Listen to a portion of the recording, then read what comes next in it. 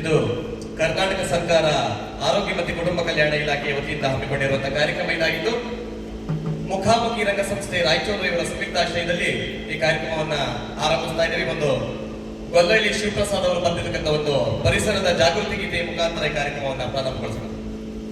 ಎಲ್ಲ ಮಾಯಾ ನಾಳೆ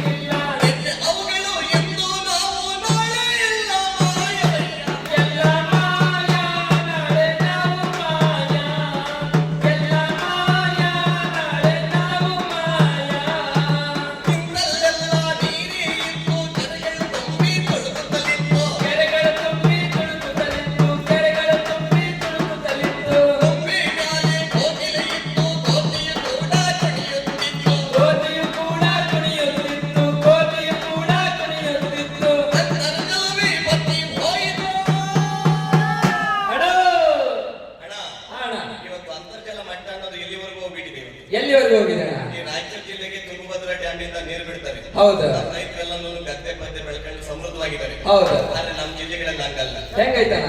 ತುಮಕೂರು, ಚಿಕ್ಕಬಳ್ಳಾಪುರ, ಕೋಲಾರ, ರಾಮನಗರ, ಬೆಂಗಳೂರು ಗ್ರಾಮಾಂತರ 3000 ಅಡಿ ಬೋರ್ವೆಲ್ ಹಾಕ್ಸಲು ಬರೀ ಧೂಳೆಗಿರುತ್ತದೆ ಹೊರತು ನೀರು ಸಿಗೋದಿಲ್ಲ. ಯಾಕಂದ್ಯಾನ? ಇರ್ತಕ್ಕಂಥ ಕಾಡನ್ನೆಲ್ಲ ಕಳೆದು ನಾಶ ಮಾಡಿದೀವಿ. ಕಾಂಕ್ರೀಟ್ ಕಾಡುಗಳನ್ನ ಹೆಚ್ಚು ಮಾಡಿದೀವಿ, ನೈಸರ್ಗಿಕ ಕಾಡುಗಳನ್ನ ಕೊಡ್ಲಿ ಬಿಟ್ಬಿಟ್ಟಿದೀವಿ. ಅದಕ್ಕೋಸ್ಕರ ಇವತ್ತು ಅಲ್ಲಿ ಭೂಮಿಯಲ್ಲಿ ಅಂತರ್ಜಲನೇ ಇಲ್ಲ ಅಂತ ಹಂಗಾಗ್ಬಿಟ್ಟಿದೆ. ಹೌದು. ಅದಕ್ಕೋಸ್ಕರ ಇವತ್ತು ನೀರು ಅನ್ನೋದು ಏನಂತ ಕರೀತಾರೆ ವಿಜ್ಞಾನಿಗಳು? ಏನಂತಾರಣ? ನೀಲಿ ಚಿನ್ನ ಅಂತ ಕರೀತಾ ಇದ್ದಾರೆ. ನೀಲಿ ಚಿನ್ನ. ಹೌದು. ನೀರನ್ನ ಹಿತಮಿತವಾಗಿ ಬಳಸಿ ಮುಂದಿನ ಪೀಳಿಗೆಗೆ ಕೊಡುಗೆ ಹಾಕೊಂಡು ಹೋಗ್ಬೇಕು ನಾವು.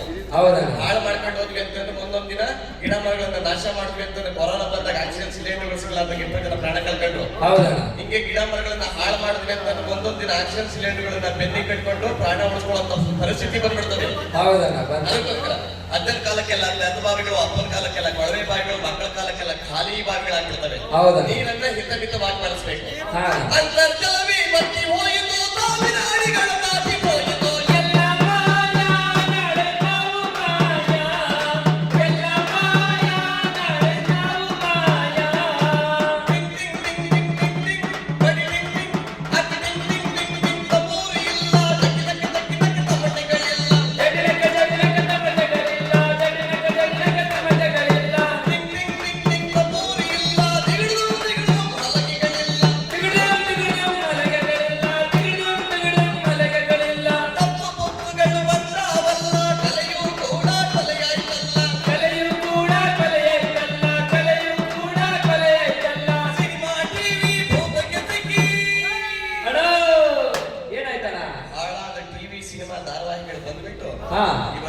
ಸಮಾಜನೇ ಕೈಟಾಳಾಗ್ಬಿಟ್ಟಿದೆ. ಹೆಂಗಣ್ಣ? ಹಿಂದೆ ಕಲೆ ಅಂತಂದ್ರೆ ಮನೋರಂಜನೆ ಜೊತೆ ಮನೋವಿಕಾಸಗೊಳಿಸ್ತಾ ಇತ್ತು. ಹೌದಣ್ಣ, ಹೌದು. ಟಿವಿ ಸೀರಿಯಲ್ಗಳು ಈ ಸಿನಿಮಾಗಳು ಬಂದ್ಬಿಟ್ಟು ಮನೋವಿಕಾಸಗೊಳಿಸ್ತಿಲ್ಲ, ಏನಾಯ್ತ? ಮನಸ್ಸುಗಳನ್ನೆಲ್ಲ ವಿಕಾರಗೊಳಿಸಕತ್ತಾರೆ. ಏನ್ರಿ ಗುರುಗಳು? ಹೌದಣ್ಣ. ಏನ್ ಹೇಳ್ಕೊಡ್ತಾ ಗೊತ್ತಾ ಇವತ್ತು ಟಿವಿ ಸೀರಿಯಲ್ಗಳು ಏನಂತ ಹೇಳ್ಕೊಡ್ತಾವ? ಮದುವೆ ಆಗಿ ಬಂದ್ ಮನೆಗ್ ಸೊಸೆ ಅತ್ತೆ ಮಾವನ್ ಯಾವಾಗ ಬ್ಯಾರೆ ಆಗಿ ಮನೆ ನಡಕ್ ಗಾಡಿ ಯಾವಾಗ ಏರ್ಸದ, ಹೌದು. ಆಸ್ತಿಗೆ ಪಾಲ್ ಯಾವಾಗ ಕೇಳದ, ಹೌದು. ಗಂಡ ಕರ್ಕೊಂಡು ಬೆಂಗಳೂರು ಬ್ಯಾಂಡಕ್ ಯಾವಾಗ ಸೇರಿಕೆ ಮನೆ ಇಂತ ಬೆಳಕಾಗಿ ಕೊಡ್ತಾವ. ಹೌದಣ್ಣ, ಹಿಂಗಾಗೈತಣ್ಣ. ಇಂತ ಬೆಳಕ ಕೊಡಕತ್ತವ. ಹೌದು. ಆದ್ರೆ ಹಿಂದೆ ಕಲೆ ಅಂತಂದ್ರೆ ಹೆಂಗಿತ್ತು? ಹೆಂಗಿತ್ತಣ್ಣ? ದೊಡ್ಡಾಟ, ಸಣ್ಣಾಟ, ಕೃಷ್ಣ ಪಾರಿಜಾತ, ಯಕ್ಷಗಾನ, ವೀರಗಾಸೆ, ಕಂಸಾಳೆ, ಕರ್ನಾಟಕದ ಗಂಡು ಕಲೆಗಳು ಅಂತಂದ್ರೆ ಇವು ಹೌದಣ್ಣ. ಮನೋರಂಜನೆ ಜೊತೆಗೆ ಮನೋವಿಕಾಸಗೊಳಿಸ್ತಾ ಇದ್ವು. ಹೌದಣ್ಣ. ಆದ್ರೆ ಇವತ್ತಿನ ಟಿವಿ ಸೀರಿಯಲ್ಗಳ ಹಾವಳಿಯಿಂದ ಮನಸ್ಸುಗಳನ್ನ ವಿಕಾರಗೊಳಿಸಕತ್ಬಿಟ್ಟವ. ಹೌದಣ್ಣ, ಗೊತ್ತಾಯ್ತಲ್ಲ? ಹೌದು. ಈ ಟಿವಿ ಸಿನಿಮಾ ಭೌತಕ್ಕೆ ತೆಕ್ಕಿ ಪ್ರಕೃತಿಯೆಲ್ಲ ತರಗಾಡ್ತಾ ಇದ್ದ.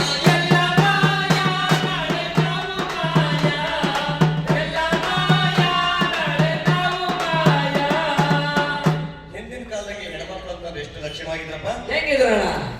ಹೆಂಗಿದ್ರು? ತುಂಬಾ ಕುಂಕುಮ ಹಚ್ಕೊಂಡು ಕೆನ್ನೆ ತುಂಬಾ ಅರ್ಶನ ಮಾಡ್ಕೊಂಡು ತಲೆ ಮ್ಯಾಗ ಸರ್ವಿಜಾದ್ರಿಯಲ್ಲಿ ಹಿರಿಯರು ಬೈತಾರೋ ಅಂತ ಅಡ್ಡಾಡ್ತಿದ್ ಕಾಲ ಅದು. ಹೌದು. ಆದ್ರೆ ಇವತ್ತಿನ ಪರಿಸ್ಥಿತಿಯಲ್ಲಿ ಹಂಗಾಗಿಲ್ಲ. ಹೆಂಗಾಗೈತಣ್ಣ? ಹೆಣ್ಮಕ್ಳೆಲ್ಲ ಎಂಬುಲಿ ಕಟಿಂಗ್ ಮಾಡ್ಸ್ಕೊಂಡು ಜೀನ್ಸ್ ಪ್ಯಾಂಟ್ ಹಾಕ್ಸ್ಕೊಂಡು ಟಿ ಶರ್ಟ್ ಹಾಕೊಂಡು ಬುಲೆಟ್ ಗಾಡಿ ಓಡಿಸ್ಕೊಂಡು ಮಾಡ್ತಾವೆ ಇವು. ಓ.